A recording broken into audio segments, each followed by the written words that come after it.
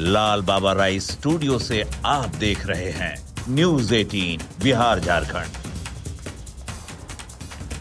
नमस्कार। 2025 विधानसभा चुनाव से जुड़ा पहला चुनावी बुलेटिन मुख्यमंत्री में आपका बहुत बहुत स्वागत। आपके साथ मैं हूं संतोष गंगवार। चलिए बिना देर किए शुरू करते हैं चुनावी खबरों का सिलसिला। लालटेन वालों ने जंगल राज दिया, अब हम लोग कभी उसके साथ नहीं जा सकते हैं। एक मौका तेजस्वी को दीजिए, वैकेंसी ही नहीं है।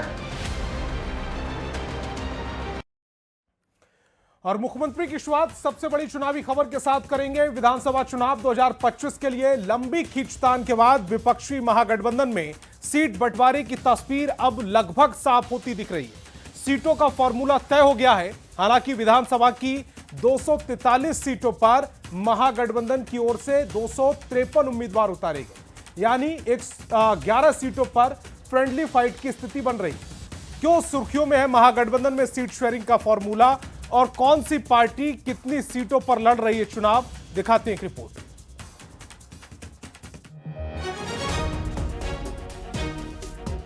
आखिरकार दूसरे फेज के नॉमिनेशन का समय खत्म होने के बाद ही सही महागठबंधन में सीट बंटवारे की तस्वीर करीब करीब साफ होती दिख रही है। लंबी खींचतान के बाद घटक दलों ने सीटों का फॉर्मूला तय कर लिया है। 143 सीटों पर आरजेडी चुनाव लड़ रहा है। कांग्रेस को 61 सीट दी गई है। विकासशील इंसान पार्टी यानी वीआईपी को 15 सीट, 20 सीट पर सीपीआई एमएल, 9 सीट पर सीपीआई, 4 सीट पर सीपीएम लड़ेगी और आईपी गुप्ता की पार्टी को 1 सीट दी गई है। इस फॉर्मूले के तहत विधानसभा की महागठबंधन के 253 उम्मीदवार मैदान में हैं। महागठबंधन में कौन कितनी सीट पर चुनाव लड़ रहा है, ये तस्वीर भले ही साफ हो गई हो, लेकिन बिहार विधानसभा की 243 सीटों पर 253 उम्मीदवार उतारकर महागठबंधन के साथी दलों ने 11 विधानसभा क्षेत्रों में फ्रेंडली फाइट की स्थिति बना दी है। अब कहां-कहां महागठबंधन में अपनों से ही जंग छिड़ी है और वो कौन सी 11 सीटें हैं जिन सीटों पर महागठबंधन के नेता अपने में ही दो हाथ करते नजर आ रहे हैं, ये भी जान लीजिए। आरजेडी कांग्रेस 5 सीट पर आमने सामने है, जिसमें वैशाली, सिकंदरा, कहलगांव, सुल्तानगंज और नरकटियागंज शामिल है। जबकि 4 सीट पर कांग्रेस और सीपीआई आमने सामने है।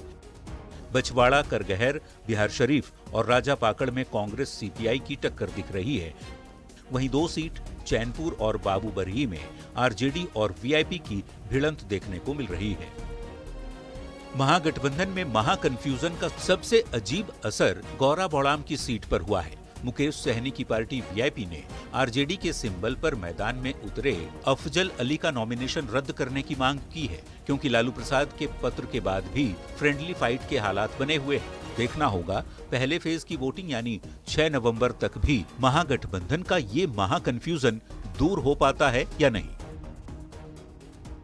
न्यूज 18 के लिए पटना से संजय कुमार के साथ ब्यूरो रिपोर्ट। और दीपावली के बाद एनडीए के सभी बड़े नेता चुनावी अभियान में जुट गए हैं। मुख्यमंत्री नीतीश कुमार भी सियासी एक्शन में दिख रहे हैं। सीएम ने मुजफ्फरपुर में 2 चुनावी सभा कर अपने चुनाव प्रचार का आगाज किया।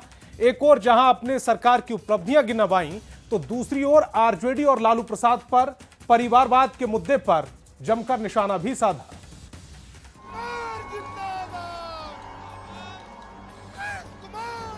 हम लोगों को देखे हैं, कभी कोई परिवार की हम बात करते हैं, कभी अपने।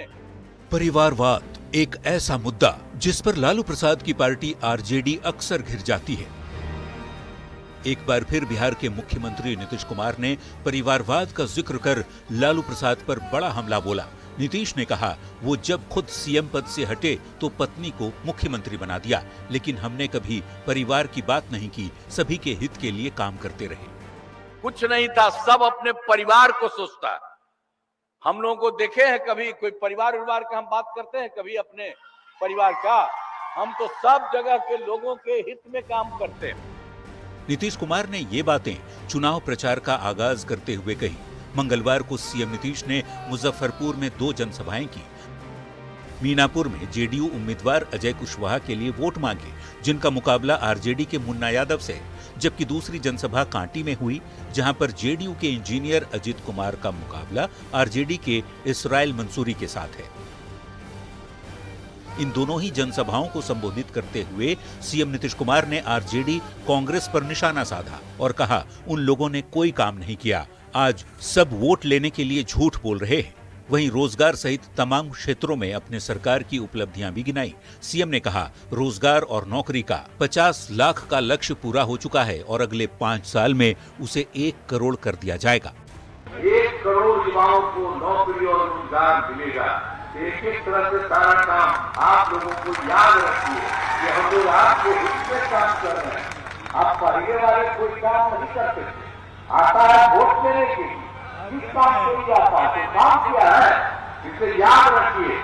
बिहार में चुनाव प्रचार का शोर लगातार बढ़ता जा रहा है। त्योहारों के बीच प्रचार की गर्मी भी महसूस की जा रही है। इस सियासी तापमान को सीएम नीतीश ने लालू प्रसाद पर परिवारवाद वाला प्रहार करके कुछ ज्यादा ही बढ़ा दिया है। न्यूज 18 के लिए मुजफ्फरपुर से आनंद अमृतराज और प्रियांक सौरभ के साथ ब्यूरो रिपोर्ट। और मुख्यमंत्री में अब आपको सुनवाते हैं बयान बवाली, यानी ऐसा बयान जिस पर बवाल मचा हुआ है। महागठबंधन में वैसे तो कई सीटों पर आपस में ही पार्टियां भिड़ गई हैं, लेकिन सबसे ज्यादा चर्चा दरभंगा की गौड़ा बौराम सीट की हो रही है। वीआईपी प्रमुख मुकेश सहनी के भाई संतोष सहनी के खिलाफ आरजेडी से अफजल अली चुनावी मैदान में ताल ठोक रहे हैं। अफजल अली का नामांकन रद्द नहीं होने पर संतोष सहनी ने हाईकोर्ट में केस दायर करने की धमकी दी। रिपोर्ट दिखाती। महागठबंधन का एक प्रत्याशी होना चाहिए, 2 प्रत्याशी घोषित कर दिया ये लोग। दोस्ताना लड़ाई होगी, लेकिन हमारा रिश्ता खराब नहीं है।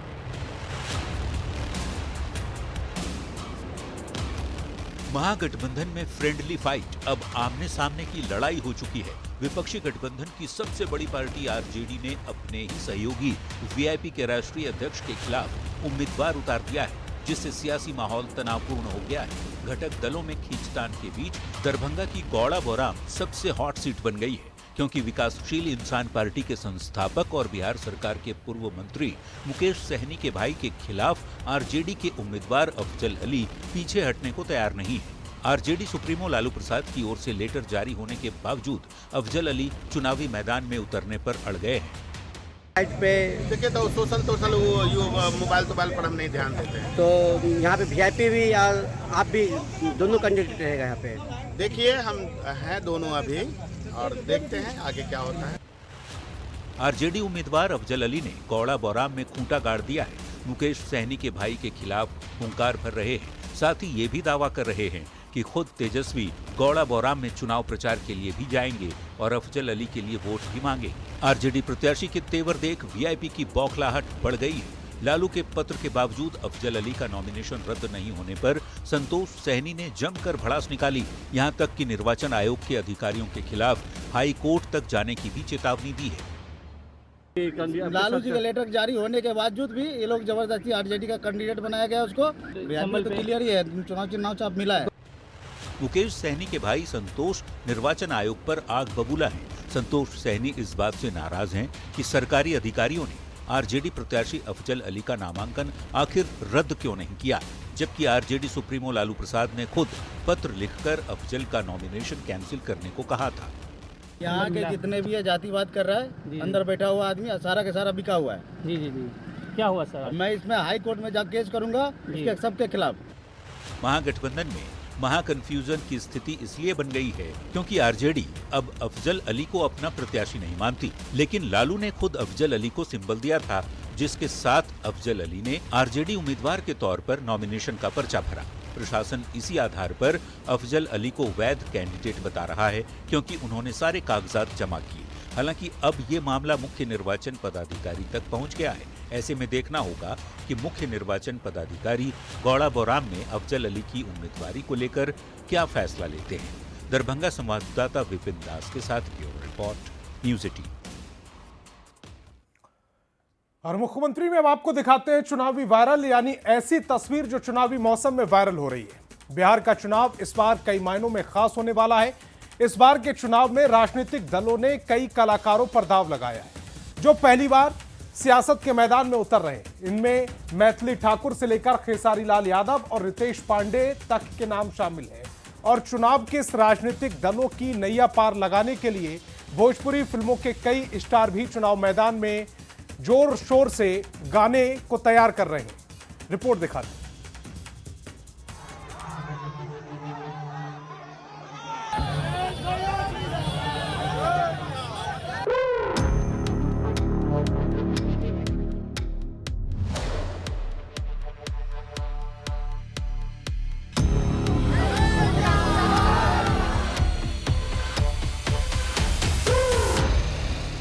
बिहार के चुनावी रण में इस बार एक नई पटकथा लिखी जा रही है। फिल्मी पर्दे पर तालियां बटोरने वाले अब वोटों की जंग में ताल ठोकने को तैयार हैं। भोजपुरी सिनेमा के सबसे बड़े नाम पवन सिंह, खेसारी लाल यादव, मैथिली ठाकुर और रितेश पांडे अब जनता से सीधा संवाद कर रहे हैं। किसी के हाथ में पार्टी का झंडा है तो कोई मंच से नारे बुलंद कर रहा है। खेसारी लाल छपरा से आरजेडी प्रत्याशी के रूप में मैदान में है, वहीं मैथिली ठाकुर बीजेपी से दरभंगा की अलीनगर सीट से नामांकन दाखिल कर चुकी हैं। उधर जनसुराज पार्टी में शामिल रितेश पांडे और प्रोड्यूसर चेतना झाम भी सियासत में नई पारी शुरू करने को तैयार हैं। यानी इस बार के चुनाव में मनोरंजन से लेकर मतदाता तक भोजपुरी तड़का हर मोर्चे पर दिखेगा। एनडीए की रणनीति साफ है। बिहार के सियासत में अब भोजपुरी सिनेमा के चमकते चेहरों को जनता के बीच भेजा जाएगा। दिल्ली से लेकर पटना तक बीजेपी ने प्रचार का पूरा रोड मैप तैयार कर लिया है। मनोज तिवारी, रवि किशन और दिनेश लाल निरहुआ जैसे स्टार सांसदों को बिहार में प्रचार की अगुवाई का जिम्मा सौंपा गया है। इनका मकसद है भोजपुरी बोलने वाले लाखों मतदाताओं से दिल की भाषा में संवाद। संगीत, संस्कृति और सियासत को जोड़ने का यह फॉर्मूला पिछली बार लोकसभा में असरदार रहा था। अब वही फॉर्मूला विधानसभा में दोहराने की तैयारी है। बीजेपी के लिए यह प्रचार सिर्फ वोट अपील नहीं, बल्कि सांस्कृतिक जुड़ाव बनाने का अभियान बन चुका है। हम एनडीए के कार्यों के प्रशंसक हैं, प्रचारक हैं, तो इसलिए दूसरे जो भी लोग एनडीए से दूर होगा वो अकेले में रात में ना उसको ठीक से नींद नहीं आएगी। अरे ई बिहार ह बिहार ह बिहार बबुआ, देखा कैसन चहकल बा रफ्तार बबुआ, ई बिहार ह बिहार ह बिहार बबुआ। इधर महागठबंधन और जनसुराज भी स्टार स्ट्रेटेजी में पीछे नहीं है। तेजस्वी यादव ने खेसारी लाल यादव जैसे जनप्रिय चेहरे को मैदान में उतार कर संदेश दिया है कि पार्टी अब गांव देहात की भाषा में बात करेगी। खेसारी का श्रमिक वर्ग से जुड़ा भावनात्मक कनेक्ट महागठबंधन के लिए बड़ा हथियार बन सकता है। वहीं प्रशांत किशोर की जनसुराज पार्टी ने भी युवा कलाकारों और सोशल मीडिया स्टार्स को जोड़ा है ताकि गांव से लेकर शहर तक नई वाली राजनीति का संदेश पहुंचाया जा सके। रितेश पांडे और चेतना झाम जैसे नामों की एंट्री इस रणनीति का हिस्सा है। मतलब अब सियासत सिर्फ पार्टी सिंबल पर नहीं, बल्कि चेहरे, भाषा और पहचान की राजनीति पर लड़ी जा रही है। चीनी मिल तक बंद हो गई सारी। तो मेरे कहने का मतलब कि कह देना से, देखिए, किसी को जुबान से छोटा नहीं किया जा सकता, किसी को बोल के बड़ा नहीं किया जा सकता, और ना ही किसी को बोल के छोटा किया जा सकता है। करके बड़ा किया जा सकता है और करके किसी को छोटा किया जा सकता है। तो हम करने पे विश्वास करते हैं, बातों पे नहीं। तो सबका डर से हुए थे फरारे, अब छपरे लौट के आएंगे, नूनी रोटी खाएंगे, यहीं पे रह जाएंगे। जैसे जैसे तारीखें नजदीक आ रही हैं, वैसे वैसे बिहार का माहौल फिल्मी होता जा रहा है। कहीं पवन सिंह की पत्नी ज्योति सिंह के रोड शो की चर्चा है, तो कहीं सीमा सिंह का नामांकन रद्द होना सियासी हलकों में सुर्खियों में है। अक्षरा सिंह और नीतू चंद्रा जैसे नामों पर भी चुनावी अटकलें जारी हैं। लेकिन असली फोकस अब प्रचार की कमान पर है, जहां भोजपुरी स्टार्स के कंधों पर पूरी चुनावी मुहिम का बोझ है। जनसभाओं में भीड़ जुटाने से लेकर सोशल मीडिया पर कैंपेन चलाने तक, इन कलाकारों की लोकप्रियता अब वोट कन्वर्जन का नया हथियार बन चुकी है। कुल मिलाकर इस बार बिहार की सियासी पटकथा में नेता बोलेंगे, पर भाषा भोजपुरी होगी।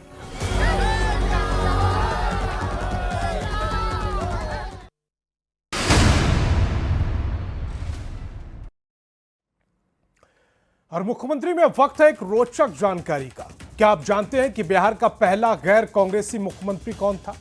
महामाया प्रसाद सिन्हा। 1967 में बिहार में चौथा विधानसभा चुनाव हुआ। इस चुनाव में पहली बार कांग्रेस को बहुमत नहीं मिला। इससे पहले हुए तीनों चुनावों में कांग्रेस को बहुमत मिला था। इस विधानसभा चुनाव में कुल 318 सीटों में से कांग्रेस को 128 सीटों पर ही जीत मिली। इसके अलावा संयुक्त सोशलिस्ट पार्टी 68 सीटें जीतकर दूसरी सबसे बड़ी पार्टी बनी। कहा जाता है कि चुनाव में सबसे बड़ी पार्टी होने के बावजूद कांग्रेस अंदरूनी कलह की शिकार थी। कांग्रेस के ही दो बड़े नेताओं ने तत्कालीन राज्यपाल अनंत शयनम पर दबाव बनाया कि अगर महेश बाबू को सरकार बनाने का न्योता दिया तो कांग्रेस के 32 विधायक पार्टी छोड़ देंगे। इसीलिए राज्यपाल ने उन्हें सरकार बनाने के लिए नहीं बुलाया। फिर उस समय की विपक्षी पार्टियां एकजुट हो गईं। हालांकि कांग्रेस के बाद दूसरी सबसे बड़ी पार्टी संयुक्त सोशलिस्ट पार्टी थी और उसके नेता कर्पूरी ठाकुर की मुख्यमंत्री पद पर दावेदारी बनती थी, लेकिन अन्य पार्टियां तैयार नहीं हुई। ऐसे में जन क्रांति पार्टी के महामाया प्रसाद सिन्हा के नाम पर सभी दल सहमत हो गए। महामाया प्रसाद मार्च 1967 में बिहार के मुख्यमंत्री बने, जबकि कर्पूरी ठाकुर उप मुख्यमंत्री, और इस तरह बिहार को पहला गैर कांग्रेसी मुख्यमंत्री मिला।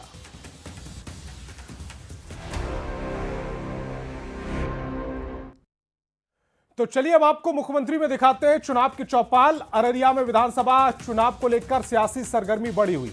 चारों तरफ चौक चौराहों पर चर्चा तेज हो गई है कि चुनावी लड़ाई में इस बार कौन बाजी मारेगा। हर तरफ चुनावी माहौल है।